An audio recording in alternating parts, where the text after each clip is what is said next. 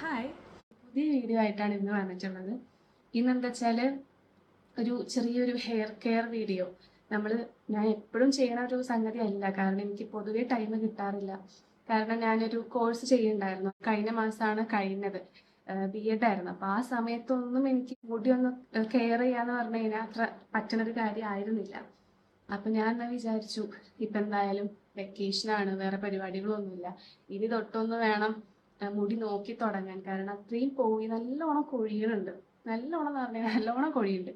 അപ്പം ഞാൻ വിചാരിച്ചു വീക്കെൻഡിലൊക്കെ പറ്റുന്ന സമയം ഉണ്ടെന്നുണ്ടെങ്കിൽ നമുക്ക് എന്നാ കുറച്ച് കുറച്ച് ടിപ്പും കാര്യങ്ങളൊക്കെ നിങ്ങൾക്കും പറഞ്ഞുതരാം, എനിക്കും ചെയ്യാം.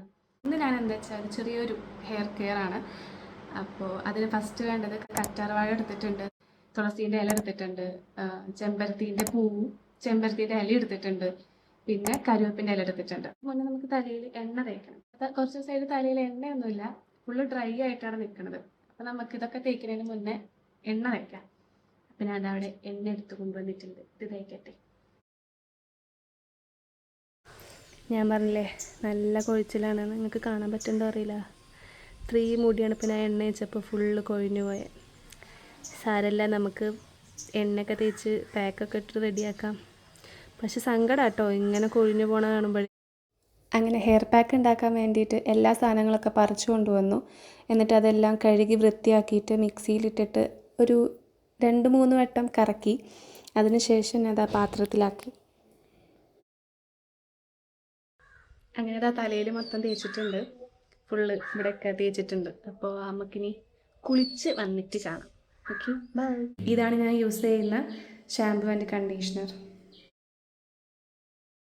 അങ്ങനെ അതാ ഞാൻ കുളിയൊക്കെ കഴിഞ്ഞ് എത്തിയിട്ടുണ്ട്. ഷാമ്പുവും കണ്ടീഷണറൊക്കെ യൂസ് ചെയ്തിട്ട് അടിപൊളിയായിട്ട് കുളിച്ചു ഒക്കെ ഉണ്ടായിരിക്കും. എൻ്റെ തലയിൽ നല്ലോണം ഉണ്ട് താരനൊക്കെ ഈ ഒരു ഭാഗത്തായിട്ട്. ഇടയ്ക്ക് നമ്മൾ ഇതുപോലെ പാക്കൊക്കെ ഇട്ടാൽ നമുക്ക് താരനൊക്കെ കളയാൻ പറ്റുള്ളൂ. അപ്പോൾ എല്ലാവരും വൺസ് വീക്കിലൊക്കെ ഒന്ന് ട്രൈ ചെയ്ത് നോക്കുക.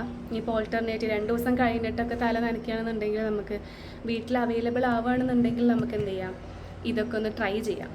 വീട്ടിലിരിക്കുന്ന സമയമൊക്കെ ആണെന്നുണ്ടെങ്കിൽ നമുക്ക് എന്തായാലും സമയം ഉണ്ടാവും. നമുക്കിതിൽ ഉപയോഗിച്ചിട്ടുള്ള സാധനങ്ങളൊക്കെ എന്തായാലും മാറ്റാൻ പറ്റും. ഇപ്പം ഞാൻ ഉപയോഗിച്ചിട്ടുള്ളത് കറ്റാർവാഴ, തുളസി, ചെമ്പരത്തിൻ്റെ പൂവ്, ഇല, കരുവേപ്പിൻ്റെ ഇല, അങ്ങനെയൊക്കെയാണ്. ഇപ്പം നമുക്ക് തൈര് ഉണ്ടെങ്കിൽ അത് ആഡ് ചെയ്യാം. ഇന്നിപ്പോൾ തൈര് ഇല്ലാത്തതുകൊണ്ടാണ് ഞാൻ അത് ആഡ് ചെയ്യാത്തത്. അപ്പം നമുക്കിങ്ങനെ മാറ്റിയൊക്കെ ഉപയോഗിക്കാം. ആര്യവേപ്പ് ഉണ്ടെങ്കിൽ അത് യൂസ് ചെയ്യാം, നല്ലതാണ് തലയ്ക്ക്. താരുണ്ടെങ്കിലും ഇപ്പോൾ നമുക്ക് മുടി നല്ലോണം വളരണം എന്നുണ്ടെങ്കിലും നമുക്കിതൊക്കെ യൂസ് ചെയ്യാം.